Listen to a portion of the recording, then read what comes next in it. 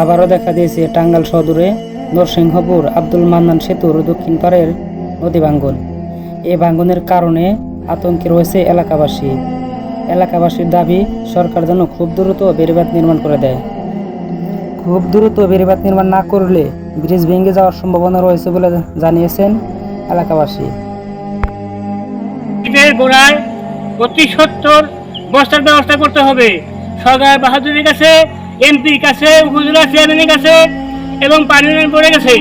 আমার এই দেশ এলাকা নদীর গর্ভে চলে যেতেছে, যার ফলে আমার এলাকার মানুষের ক্ষতি হইতেছে।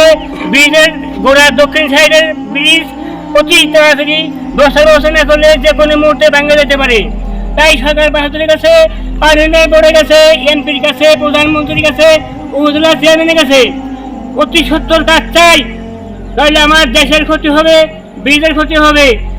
1000 ফুট ব্রিজের লম্বা মান্নান সেতু, এই নরসিংহপুরের ব্রিজ মান্নান সেতু ব্রিজটা রক্ষার স্বার্থে আমরা এই ব্রিজের অতি সত্তর ব্যবস্থা চাই সরকার বাহাদুরের কাছে এবং এমপির কাছে, উপজেলা চেয়ারম্যানের কাছে, ডিসির কাছে।